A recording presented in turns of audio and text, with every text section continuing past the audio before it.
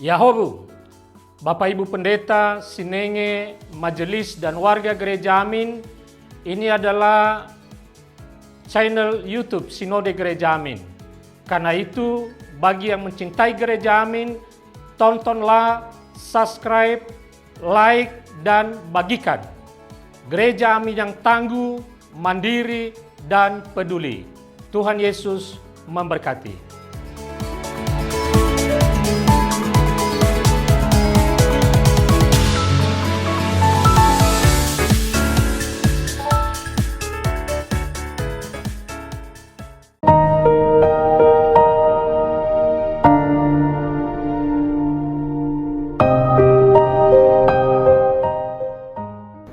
Sahabat senior yang dikasihi oleh Tuhan, salam sehat untuk kita semua.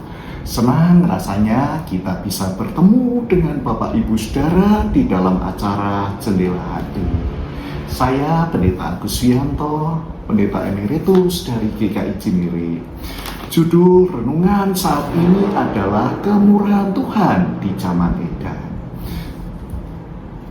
Saya akan membacakan untuk kita semua berdasarkan kitab Kejadian 6 ayat yang ke-8 yang berbunyi demikian, tetapi Nuh mendapat kemurahan hati Tuhan. Sebelumnya kita bersama-sama berdoa. Ya Allah kami, Engkau yang Maha Pengasih, kami datang padamu dengan penuh rahmat. Hari ini kami boleh diberkati, diberi kekuatan, kesehatan. Firman-Mu boleh terus menuntun kami, untuk kami boleh berjalan di jalan kebenaran oleh karena nama-Mu. Tuhan, tolonglah kami, sehingga di dalam kehidupan kami, Firman-Mu yang boleh terus memandu dan menerangi langkah-langkah kami.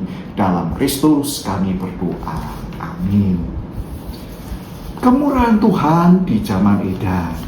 Ada pepatah Jawa yang mengatakan, saiki zaman edan, yen ora edan ya ora keduman.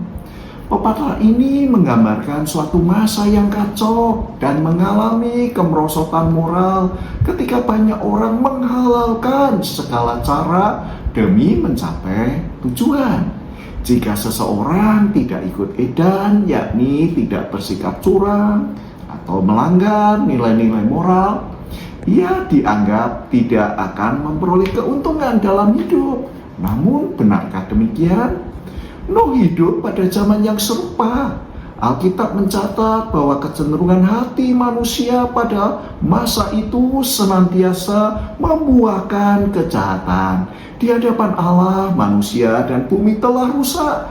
Karena itu Allah bermaksud mengakhiri hidup segala makhluk di bumi, termasuk manusia. Namun Nuh mendapat kemurahan Tuhan.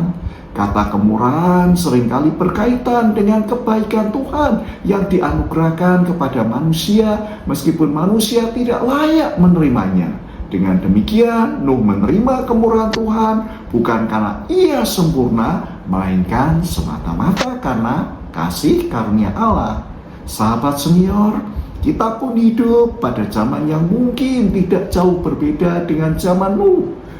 Banyak orang tidak lagi merasa malu berbuat jahat, bahkan tega mencelakakan sesamanya.